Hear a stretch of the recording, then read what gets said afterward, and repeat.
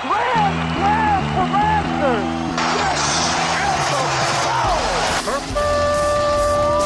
It's time for Blessed to Play on EWTN Radio, uncovering the role that faith plays in the lives of sports professionals from around the country. And now, here's your host, Ron Meyer. Fire, score! My guest today is Paul Sullivan, a former professional tennis player. He was New England's #1 singles and doubles in the men's division. He was ranked in the top 40 nationally in men's open division singles. He played in the U.S. Open Championships 10 times in singles and 10 times in doubles. He won 4 U.S. national championships in mixed doubles, 2 with Billie Jean King.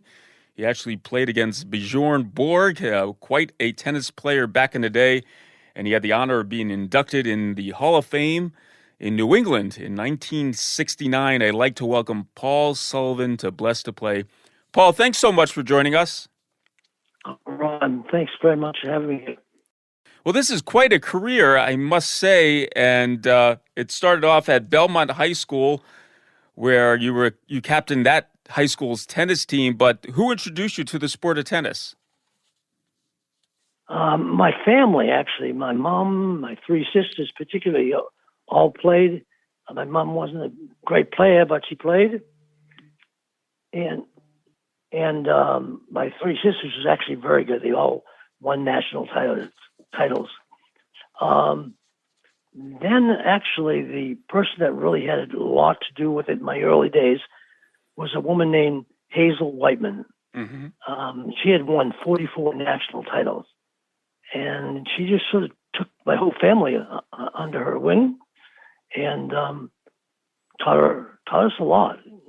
And very, very kind woman, emphasized sportsmanship, and just staying with it. So that's mainly the people that got me started.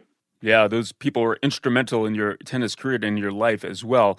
So you managed to go to Harvard. You're a New England guy, obviously, and you took your talents, and obviously you had to be pretty smart as well, Paul, so I don't want to underestimate that aspect of your life. But since this is a sports show, we're going to talk about your tennis career at Harvard and talk about just playing tennis at Harvard. And when did you get the sense that you had the talent to take your amateur career and make it professional?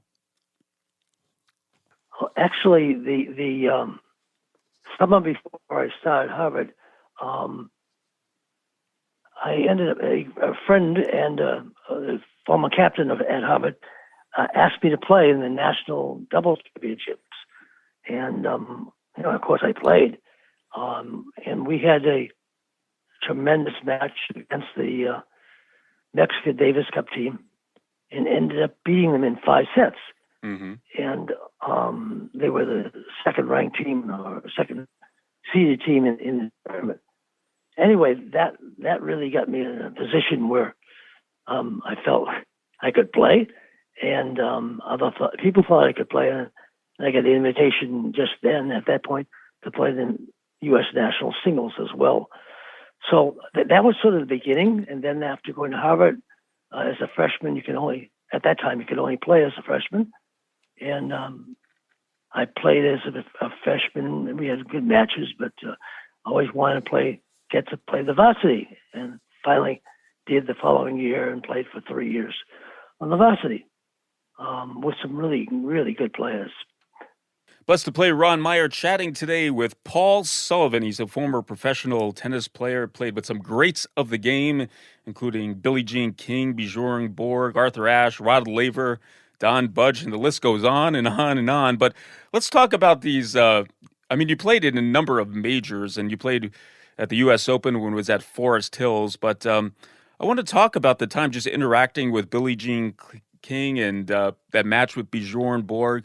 What were some of the highlights, Paul, as you look back on this professional career and those players that brought so much, joy into your life by the competition? Well, I think playing with Billie Jean, we played a couple of times together, and we won the national indoors twice. But one thing, which is sort of interesting, that we both wanted to hit the ball. And so I remember in this one match, it was at 10-all in the third set, and we were down match point. And there's a ball right down the middle, and Billie Jean was on the deuce side, and I was on the ad side, and we both went for the ball. And actually, our rackets collided, and one of our rackets hit the ball, and this is now match point. We're down, and it just ticks over the net and goes into the alley for a match point, and we win the match point. And went on to win the match 12-10 in the third. So that was fun. Billie Jean was fun to play with. She was just very competitive, very good, obviously, and just seemed enjoyed playing the game.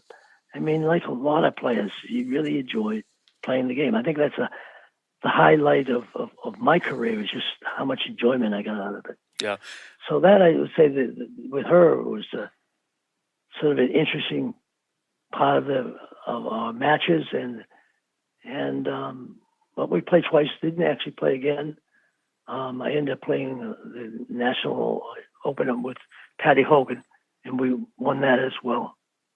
Anyway, I think there's so many players, Ron, that I played with or played against, and I was a better doubles player than I was a singles player. I wasn't a bad singles player, but I could really play with anybody in doubles, and singles I was sort of happy to be out there and be able to compete with some of these guys. Yeah, it's always fun competing at the highest level, but obviously you had good success in doubles professionally. And Paul, I have to ask you, playing in a number of the majors, I would assume, but I shouldn't assume, that playing in the U.S. Open had to be one of the most special, if not the most special major for you to play in at Forest Hills. Yeah, it definitely was. It was on grass, and that was my best surface by far. And that was actually the singles was at Forest Hills. The doubles was at Longwood Cricket Club in Chestnut Hill, Massachusetts. Mm-hmm. But at Forest Hills, I mean, I always managed to win a round or two. I went to the third round in one year, and I was playing this guy named Cliff Drysdale, who went on to win the tournament. And I remember before the match, my friend Chum Steele, who was also a really good player, came up to me and said, "Oh, Paul, you got this match. This guy's got no forehand. Yeah, stay away from his backhand, but he's not that great. He's got no forehand." And I got on the court, and he did have a forehand. He did have a backhand. He did have a very good serve. And I didn't even get a set. I lost 3 straight sets. So Chubb thought that was pretty funny. He got a good chuckle out of it as well. But, that was sort of the nature of it. I was there to play, try to win. And actually, Ron, I was probably the only person that actually commuted from Boston to Forest Hills to play a match. Mm-hmm. Return to Boston, go to sleep, take a day off, and go back to Forest Hills the following day. Wow. So, the tickets were only $13 by air. So it wasn't so bad to fly in those times. Yeah, that's quite a travel schedule for sure. Blessed to play Ron Meyer once again, chatting with Paul Sullivan, a former professional tennis player, did quite well in professional doubles, but played with some greats of the game. And this is interesting. The first professional that you played was Don Budge, and he was a Grand Slam winner. And the last professional singles match was against Bjorn Borg, and he just won his first Wimbledon title in 1974. And then Arthur Ashe in doubles. These are some incredible players, obviously, in the talent. But when you reflect back on your career, why don't you talk about who you thought the toughest player was when you were playing them, or just by observation? Well, that's a good question. I think in terms of when I played John Budge, he was a lot older, and but he was good, and he had a great backhand. So he may have had the best backhand. Well, Drysdale also had a great backhand. I would say that he was so talented and he was so strong that he was be a tough player for anybody to play. But the board and singles on clay, it was a nightmare. I mean, I thought I was in great shape. I hadn't played a tournament in 9 months, but I was in really good shape. And he ran me all over the court. Remember the match was 95 degrees. It was on clay. And at 3-all in the first set, I was so tired I thought I was going to drop dead. I thought that this is the way I'm going to end my career and my life right here on this court. And finally, he mercifully put me away pretty quickly after that. So I would say he's probably the top singles player I played. Probably maybe Drysdale as well. He's very, very good. Played all the top players in various eras. Yeah. Paul, when you see all the new equipment that's out there now and the technology and the rackets, do you kind of wish that you played during this era to get the most out of your ability as far as that goes? I don't really wish that, because I think that when I was playing was a great time to be playing. Mm-hmm. It was a game. The money really came in at the end of sort of my career. It started. But we all played to win, but we also played, to be fair as well. We respected the other guy on the other side of the net. I remember playing a doubles match against Cliff Drysdale in Raymore. They were number one seeds in this tournament in Newport. And it was a crazy match. I was playing with a guy named Teddy Hone, nice guy and really good player. Mm-hmm. And we were in the third set. And we had split sets, and we were actually up 5-4 in the third set, and I was serving for the match. This gives you an idea of what the flavor of all the matches at the time. We were up 5-4. I'm serving, and Drysdale had the best backhand in the world at the time. Fantastic backhand, just tough to handle. Anyway, we had been serving to his forehand all day, and I was serving 40-30, and I went to serve and I stopped, and I walked up to the net to talk to my friend and partner Teddy Hone and said, "Teddy, I'm going to fool this guy. I'm going to go into his backhand. He'll never even touch it. I'll break it out wide, you'll slide it, and we have the match." So I did exactly what I told Teddy I was going to do, but Drysdale crushed the ball. Teddy never even reflexed on it, went right down the middle. I was still following through on my service motion, and the ball landed 3 feet in the baseline. But the umpire yelled, "Ouch! Game, set, and match Sullivan." And I said, no, Teddy, that ball was 3 feet in. I knew the umpire's name was Teddy Vices. And so I went up to the chair. "Teddy, you just can't do that. That ball's way in." She said, "I saw it out. Game's set and match. The match is over. You guys won. Congratulations."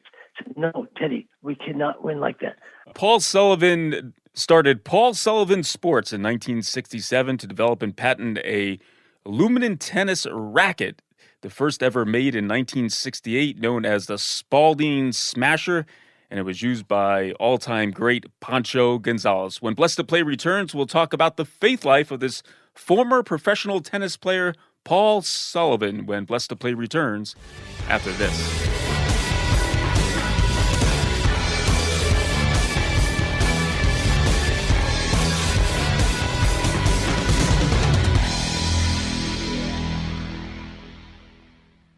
Have you ever heard someone say the Catholic Church would be okay if it weren't for all the rituals?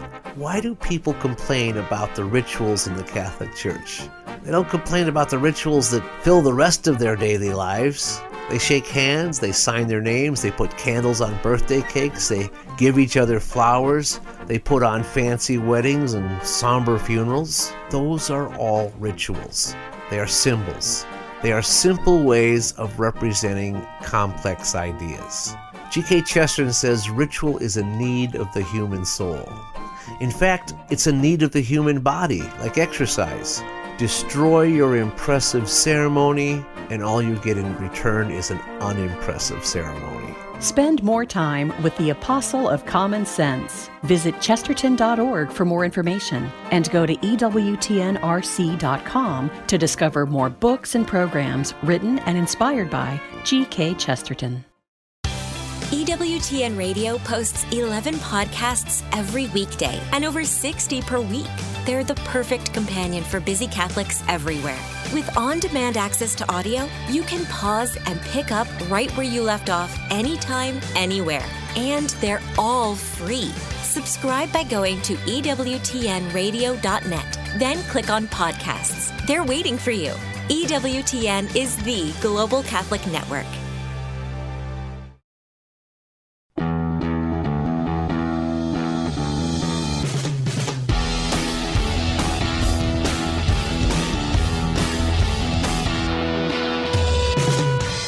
Welcome back to Blessed to Play. Ron Meyer joined today by Paul Sullivan, a former professional tennis player, and he really had quite a career playing with some of the greats of the game, as we discussed in the first half of the show, including Bjorn Borg, Billie Jean King, Arthur Ashe, Rod Laver, Don Budge, Cliff Drysdale.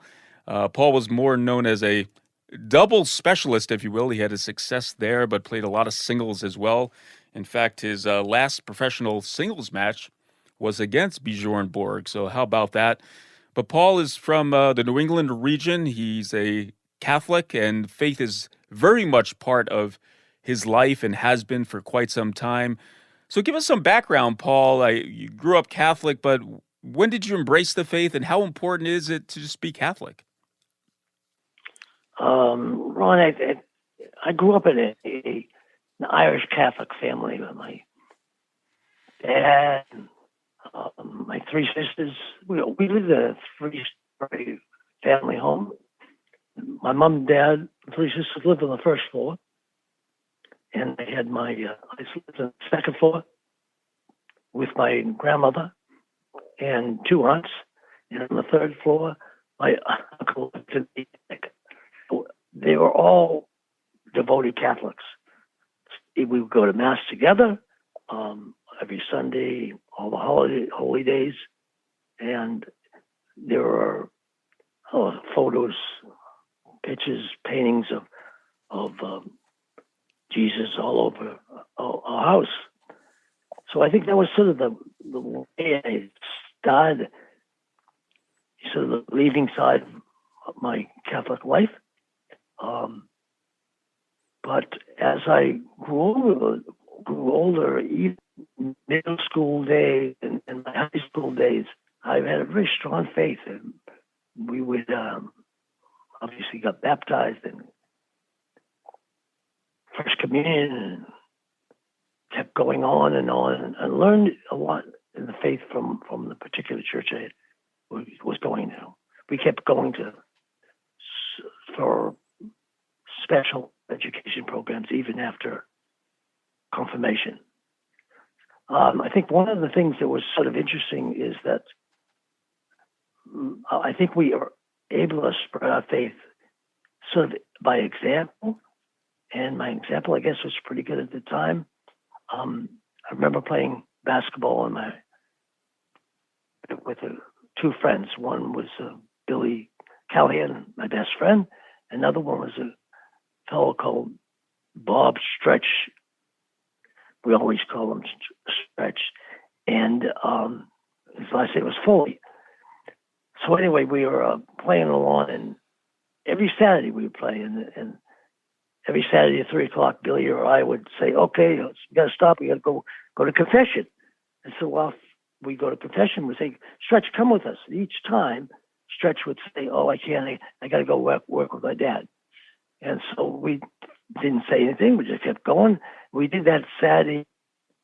One Saturday, we went off to confession, and Stretch decided he was going to go off to the Catholic Church, meet with the priest, parish priest, and he ended up joining the Catholic Church. So that was a really fun thing. I didn't know anything about this whole thing until a couple of years ago. Blessed to play Ron Meyer once again chatting with Paul Sullivan, former professional tennis player. And that's a great story that you conveyed about Stretch and his conversion to the faith. Let's talk about your family, though, Paul. I mean, that's the most important thing, obviously, in your life. And you have 5 kids, 9 grandkids, and you grew up in a tennis family. You had 3 sisters, a mom and dad. But talk about this part of your life, raising your kids in the faith and also, being a grandpa, too, as well. Why don't you share that with us? That's nice. My faith was really strong right through my freshman year in college. And then it faded a bit, even though I would go to Mass and on Sundays and the holy days, no matter where I was in the world, the faith wasn't that strong. Mm-hmm. And in my sophomore year, I think that my faith faded to the point where I was practicing going to Mass, being a sort of a quasi-Catholic, but not believing and not understanding everything very well. Anyway, after getting out of Harvard, I joined the Army, not because I wanted to go fight, but it was Vietnam days, but I felt I had an obligation to do so. After that, I got out, ended up getting married, and all the same time, my faith was about the same. As it was there, but not strong. So I ended up meeting a beautiful woman, Mina Vio, and we got married, having 3 fantastic kids, all of whom were tremendous athletes as well. And we that lasted for 20 years, but unfortunately, we ended up getting divorced, and that was sort of the real shame of my faith life right at that point. Anyway, the kids were great. They stayed with me, and we kept going on, and sort of adjusted to everything. And then I decided I'd never get married again, and I decided, to the contrary, end up getting married to a beautiful woman from Mexico, Janine Valdiaz, and we had 2 kids, and they were fantastic. I think I probably overall paid more attention to the kids than I did to my wives, and maybe that contributed to the problems I had. But the worst of it is I betrayed my religion. I betrayed God, and it took me years to sort of recover from that. And by the time I got to my late 50s and my 60s, I was looking into and reading and studying about the faith all the time. I went to daily masses every day, except during COVID. I missed some time, obviously, then. And once in a while, I would miss one for some reason.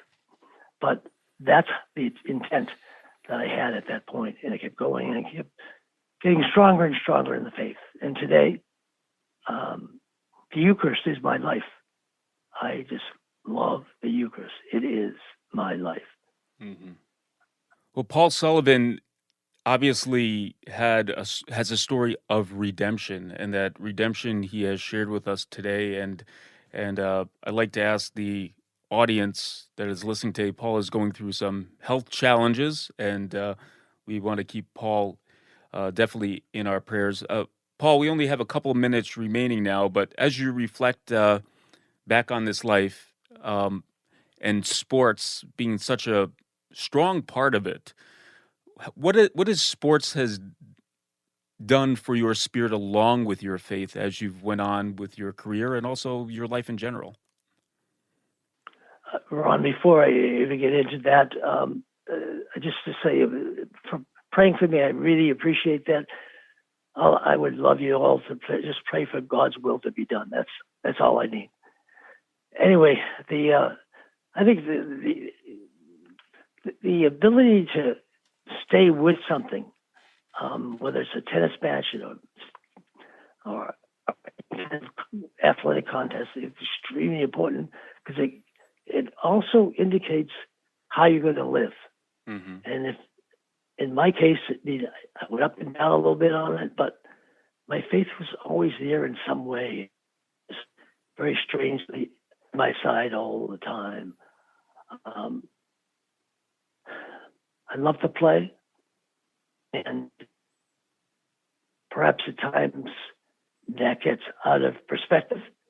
But in the long run, the competition certainly helped me. Yeah. Well, Paul Sullivan has been our guest. Quite a tennis player, folks. Played with the greats of the game back in the day, and had a great career in professional doubles, and really uses his faith and has used his faith to grow stronger spiritually and as a human being. And Paul, I want to thank you for sharing that with us today. Your candor, your honesty, but also talking about your career in sports. I really do appreciate it. And thank you for being on Blessed to Play. Oh, thank you, Ron. Hey, Blessed to Play fans, check us out on the web at www.blessedtoplay.com. That's blessed2play.com. You can like us on Facebook and hit us up on the platform X at Blessed to Play. For Paul Sullivan, I'm Ron Meyer. Thanks so much for joining us right here on Blessed to Play. You've been listening to Blessed to Play with host Ron Meyer on the EWTN Global Catholic Network. If you have a question or comment about today's show, feel free to email us at info@blessedtoplay.com. That's blessed, 2, play.com. You can also connect with the show on the web at www.blessedtoplay.com. Again, that's blessed, 2, play.com. Join us again next time for Blessed to Play on the EWTN Global Catholic Network.